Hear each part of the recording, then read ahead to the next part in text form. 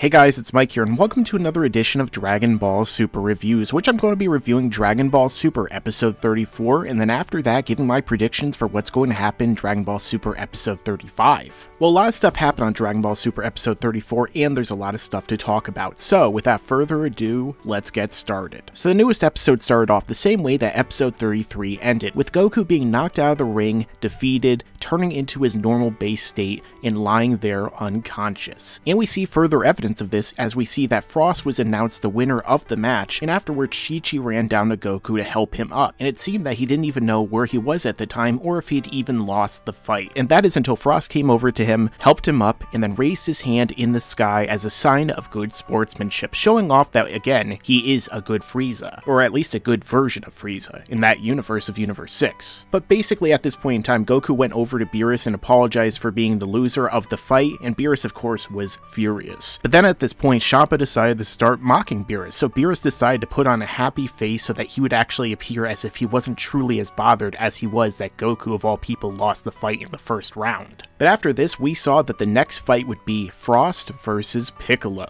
And as Piccolo was preparing for the fight, he looked over and asked Goku, "Do I have a chance at all in this?" And Goku said, "Nope, but maybe you could weaken him a little bit for when Vegeta fights him." And I always love this about Goku, he's nothing but blunt in these sort of situations. But Piccolo didn't really seem to mind because he knows Goku as a character by now, and this is a very similar scene to what Piccolo had already been in the Cell games after Piccolo came out of the Hyperbolic Time Chamber and Goku basically said the same thing. But the match started off as the two entered the ring and Piccolo took off his weighted clothing. And as Frost decided to charge Piccolo at this point in time, Piccolo dodged and started charging his special beam cannon, or Makankosappo. And we had some really cool action as Piccolo continued to charge that blast as Frost continued to go after him. And Piccolo was actually dodging a lot of Frost's attacks and his beams until of course Piccolo was inevitably hit by Frost through the leg and knocked to the ground. But all wasn't over for Piccolo at this point as he actually created a number of shadow sort of clones, you know, similar to, I don't know, after images or something out of Naruto, and continued to charge that beam while Frost continued to attack different versions of him until he inevitably got to him by destroying all in sight. And then of course the fight continued on as Piccolo continued to charge that and actually blocked many of Frost's attacks. But that was until Frost finally got the advantage over Piccolo, hitting him and actually knocking him back. But that is until Piccolo somehow got one of his arms wrapped around Frost like a coil of some sort of constrictor snake. And it seemed pretty clear that Piccolo actually had the victory in hand as he was wrapping himself around Frost and he was ready to blast him with a Makankosappo. That is until Frost raised his wrist within the coil, and there was some sort of weird reaction as Piccolo started to see blurry just as Goku did in the previous fight. And during that moment, Piccolo released the coil and Frost went over and blasted Piccolo straight through the chest and stomach.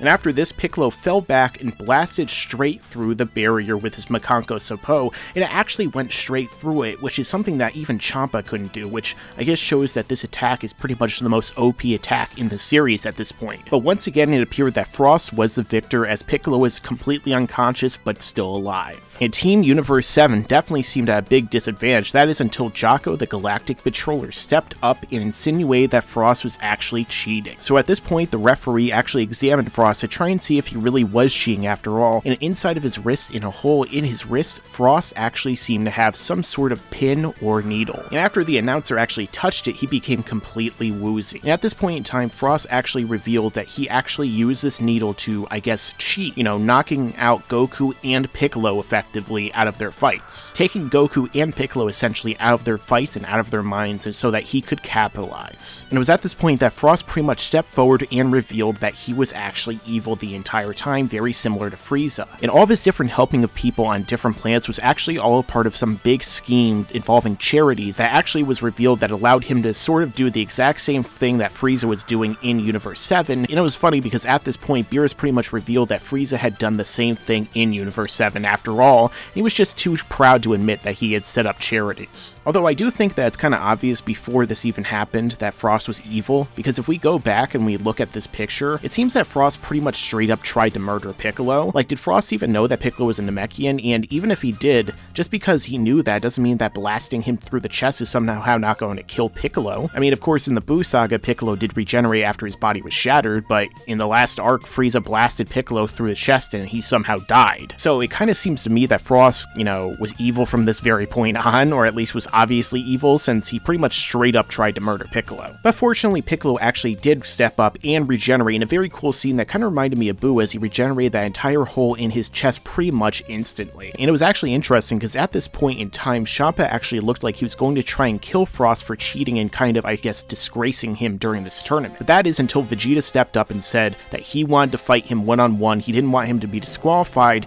and he wanted to pretty much show him his anger for what happened during the tournament. However, it was stated because Piccolo won the last fight, he would have to fight once again. So Piccolo decided to forfeit so that Vegeta could step in and fight Frost. And this, of course, ended our episode as these two fighters faced off ready for combat. So overall, I thought this was a pretty good episode, and in general, I kind of felt like, you know, it had some good twists and turns. I think that pretty much everyone expected Piccolo would actually win this fight, and he really actually would have, considering that he had Frost on the ropes, and if Frost didn't quote-unquote cheat in that way that he did, then he would have, you know, instantly been killed or at least beaten by Piccolo. And it was nice that Piccolo actually looked good, because even though a lot of people were annoyed that Piccolo might not have had a straight-up victory over Frost because Frost cheated and seemingly beat him, the fact that Piccolo was able to almost beat Frost in that encounter shows me, at least, that he was actually stronger than ever. And he was actually arguably as strong, if not stronger, than base Goku and Vegeta at this point in the series as Saiyan Beyond Gods. That would mean that since the Buu saga, Piccolo has had a massive increase in power, which makes sense considering that he was trained with Gohan for 8 months. So at this point in time, it's very arguable to suggest that Piccolo is actually stronger than pretty much every other character at this point in time up until this point. So that would mean that arguably Piccolo would be able to beat Cell, Majin Buu, Buuhan, and maybe even be able to beat Final Form Frieza up until he turned into his golden form in Resurrection F. So there you go, QAAMAN. I'm sure you'll finally be happy about that. Why don't you guys actually give me a "there you go, QAAMAN" hashtag down below in the comment section, because that'd be pretty funny, and I'm sure he's gonna watch this and see it.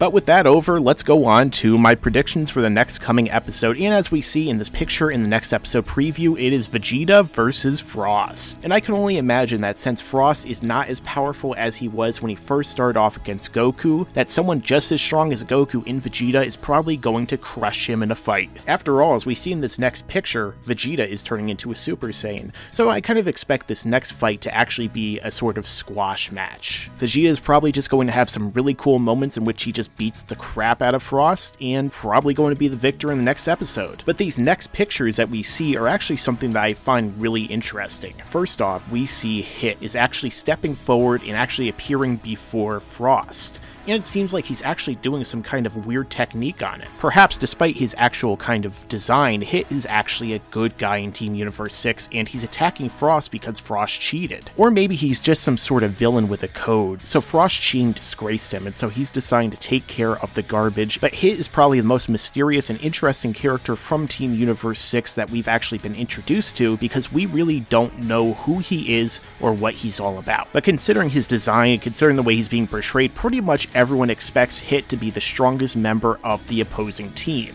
So it's going to be pretty interesting to see if perhaps that actually is true. But if it is, I'm sure that he's going to destroy Frost once and for all in this next encounter, in this next episode, and we're probably going to see him get off some glory moments of his own so that he could show off just how big of a badass he is. And that way we know the stakes in this fight, and we know just how powerful the opposing team truly is. But my name is Mike, and this has been another edition of Dragon Ball Super reviews and predictions. Tell me your own thoughts down below. Do you agree with my review? Do you disagree? Are you kind of upset that Piccolo actually didn't win against Frost? Are you upset that Frost actually did cheat in the previous fight and that Goku was in fact actually beaten and wasn't faking it the entire time? Because I'm sure that there's a lot of people out there who are probably annoyed by that. Let me know down below. Also, don't forget to like, comment, share, and subscribe. And as I always say, stick around, because there's a lot more to come in the future.